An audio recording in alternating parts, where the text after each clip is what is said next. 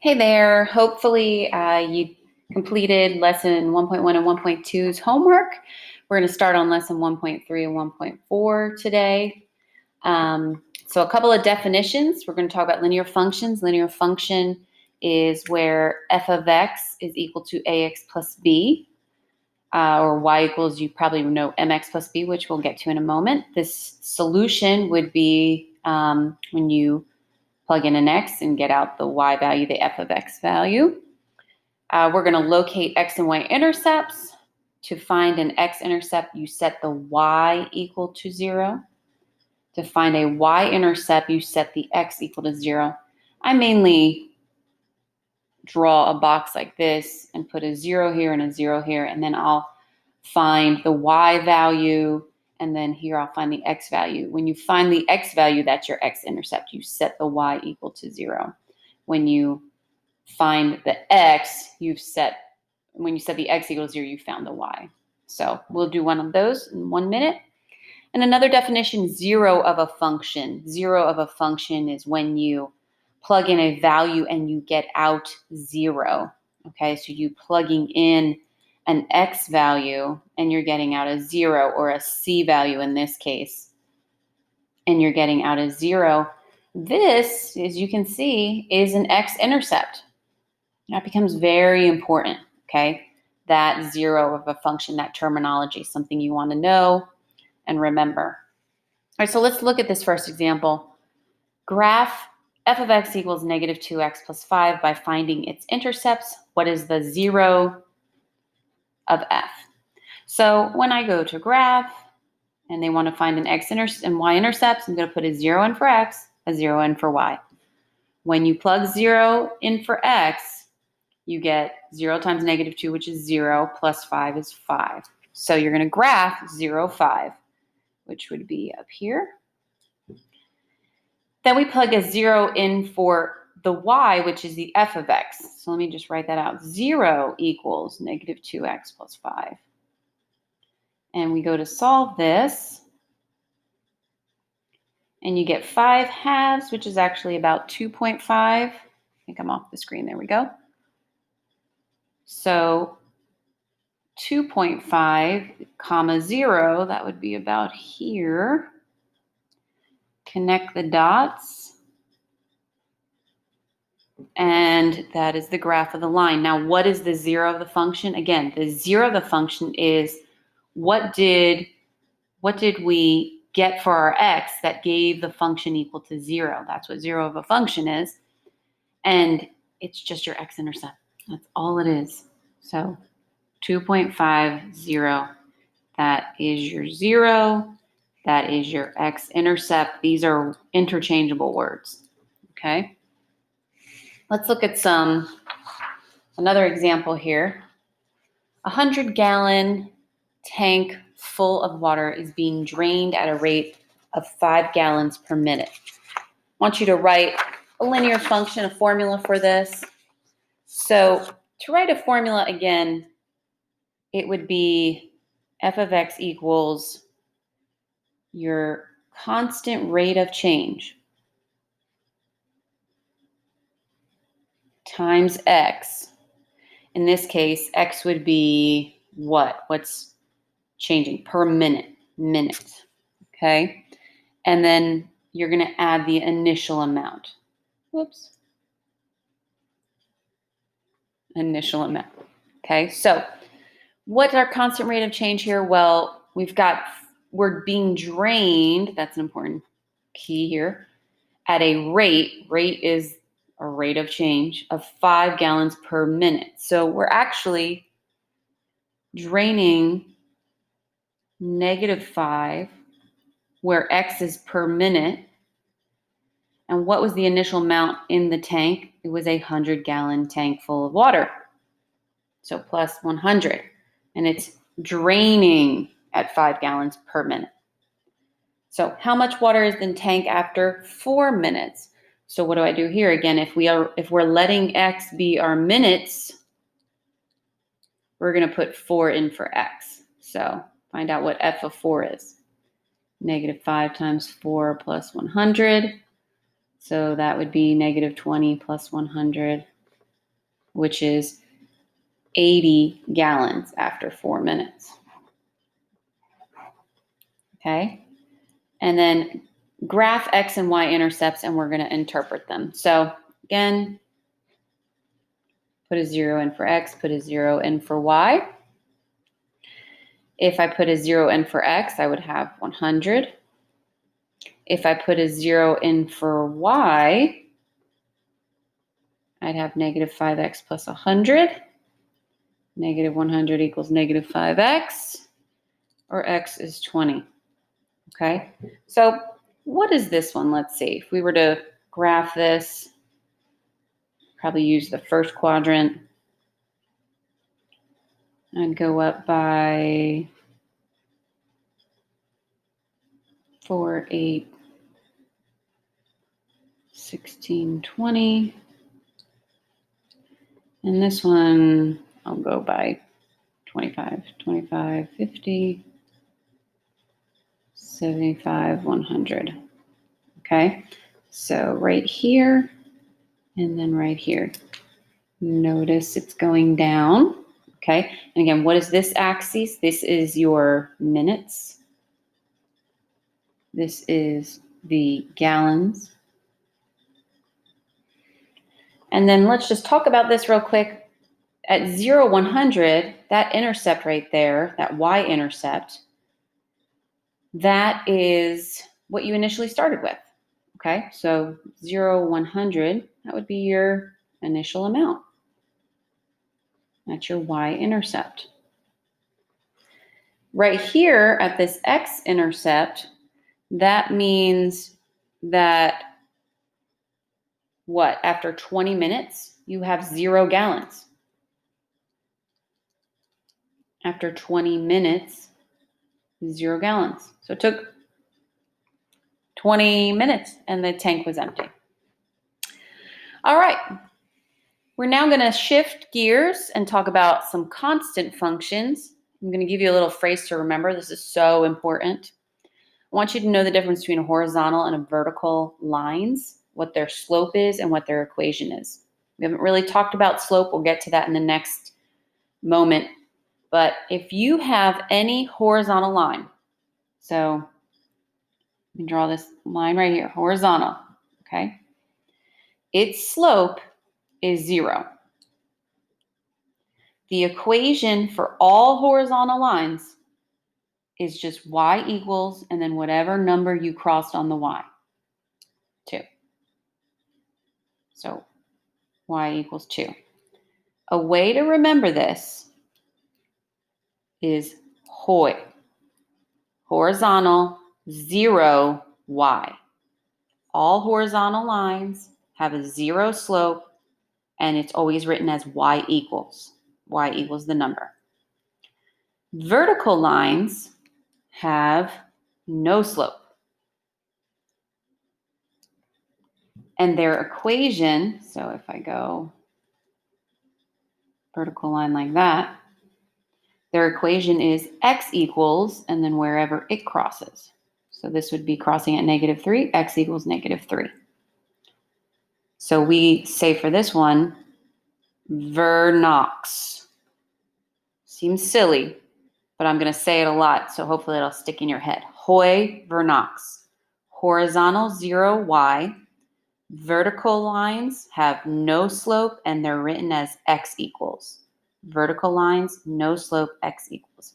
If you can remember that, graphing these will be very easy. Or if you see the graph, you will know what the slope is right away. Oh, it's a 0 slope. Oh, this is a no slope. This is an undefined slope, some books will say. Okay, so let's get on to this idea of slope, which you should have remembered from your days in high school. Slope is your rate of change, your change in y over change in x. A mathematical symbol we use is delta y over delta x. Change means subtraction. So you're going to subtract your 2 points, your y values, and divide it by your x. Please, please, please make sure you put the y over the x. Okay? So we're going to find the slope of a line through 2, -1, -5, 3. Now, when you're first starting off, just like the distance formula from last class, I would label your points. This is x1, y1, x2, y2.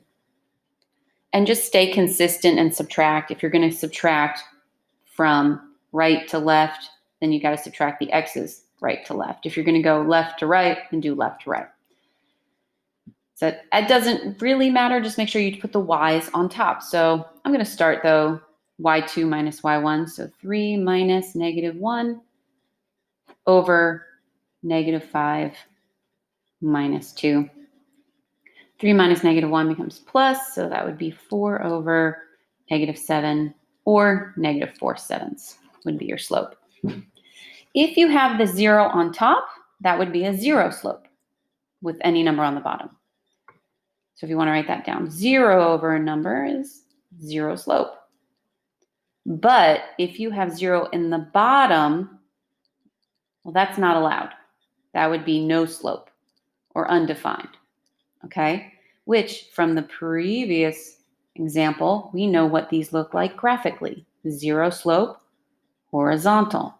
No slope, vertical. So now let's do part B. Graph the line through the point 2,1, and it has to have a slope of -4/3.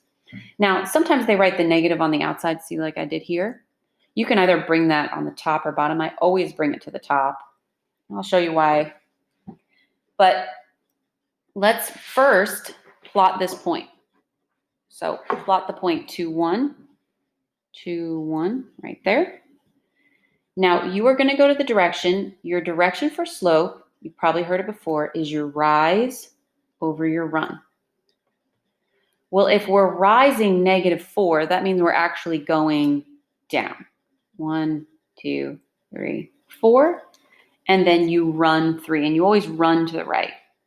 1, 2, 3. Now, we could have done that backwards. We could have actually gone up 4. 1, 2, 3, 4. But we would have not run to the right. We would have run to the left. 1, 2, 3. And you should create the line right here that goes through the point 2,1 and has a -4/3 slope. All right, let's do another application here with some, what do we talk about? 2006 online sales on Thanksgiving Day were 205 million, and in 2011, sales reached 480 million. Find the average rate of change. Again, there's that phrase again. Average rate of change, slope.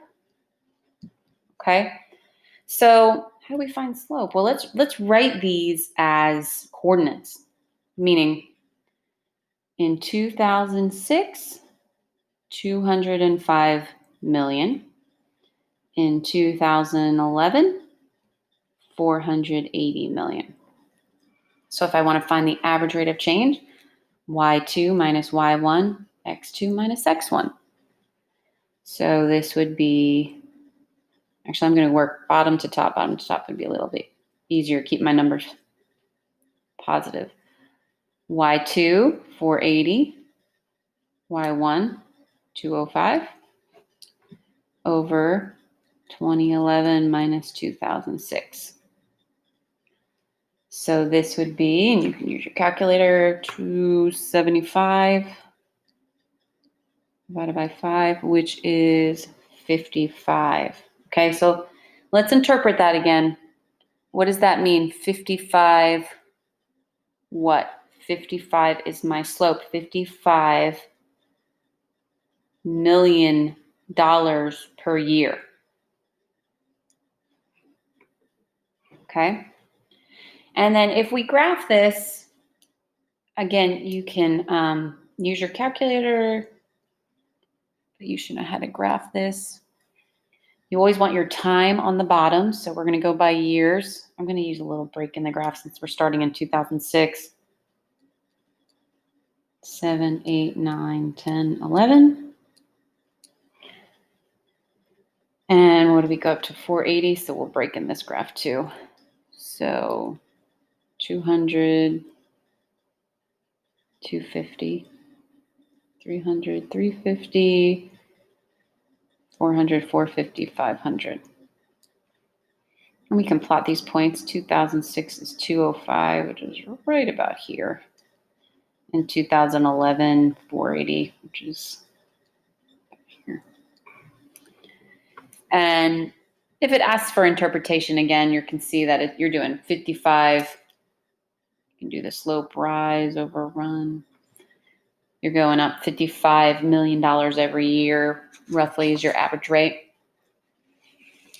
So there's an example. Let's move on to our last and final things to talk about, the slope-intercept form. Again, you can pause this video anytime you want, and copy down what I have here, okay? I'm going to show you how to do these by hand and then show you how to do it in the graphing calculator if you don't remember. So let me just refresh you on what the slope-intercept form is. Y equals mx plus b.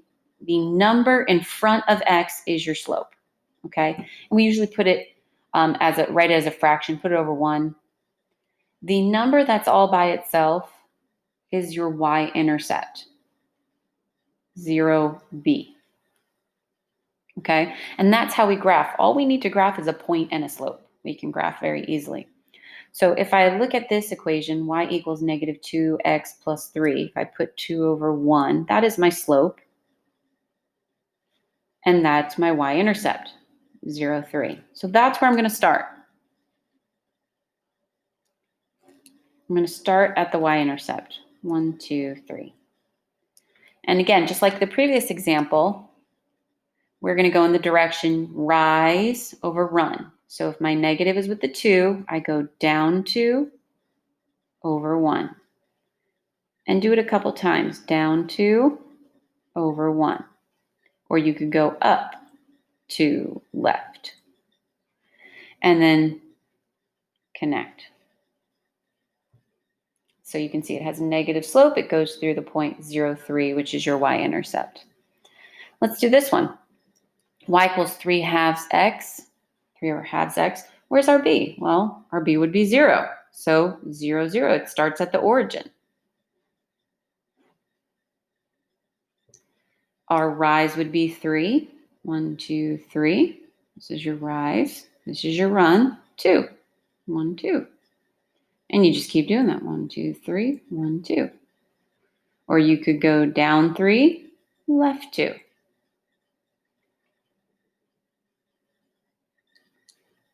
And connect.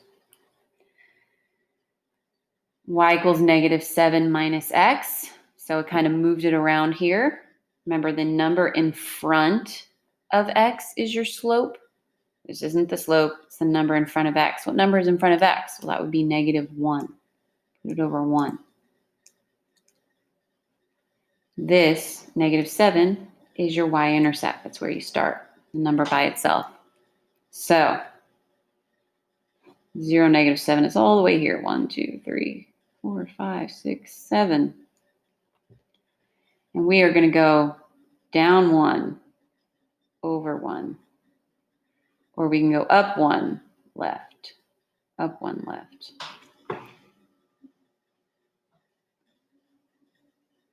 Okay, let's just graph a few of these in the calculator just to refresh you. So hit y equals, which is this top row button, y equals. Ooh, there is a terrible glare. Let's see if I can try to find a way to make it not so glared. Here we go. It's a little bit better. So I'll do this one right here, negative 7. Negative 7, be careful again how you type in the negative, use the negative button, minus x. And then your best friend to graph on these is Zoom 6, which is your standard view, Zoom 6. And again, sorry for the glare. I'll move it here. But you can see there are 10 tick marks here, 10 tick marks this way, right and left. It's crossing through the x-intercept, so you can actually count 1, 2, 3, 4, 5, 6, 7. So negative 7 over here and negative 7 on the y-axis. So you can easily graph any of these on your graphing calculator just by y equals and then hit Zoom 6. Zoom 6. Okay. Last but not least, find the graph. From the graph, find the following. Okay, so they're going to give you a graph. You need to tell me what the slope, the x-intercept, the y-intercept. Write an equation, find any zeros. So pretty simple, nothing too hard. Let's find the slope. Well, to find the slope, you just need 2 points. You can either write out those points and then do the slope formula. So this point right here is 0, -1. This point right here is 3, -2. Or you can easily draw a triangle and do your rise over run. So let's see, what did I just rise? I rose 1, but I ran backwards. So that would be -1, 2, 3. So that would be my rise over my run would be slope of 1 over -3 or -1/3, whichever one. You could put the negative out in front, etc.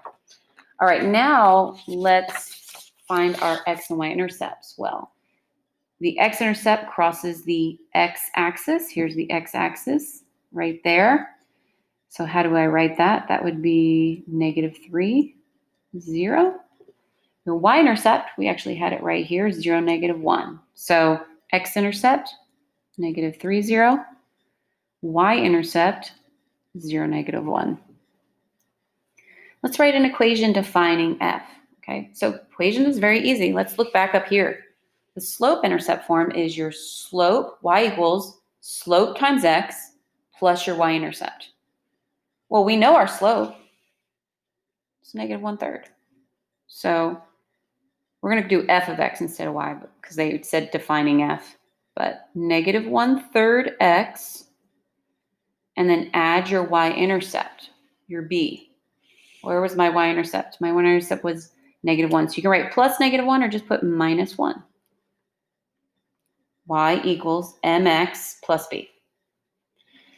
Find any zeros. Once again, there's that word 0. What is a 0? It's x-intercept. That's all it is.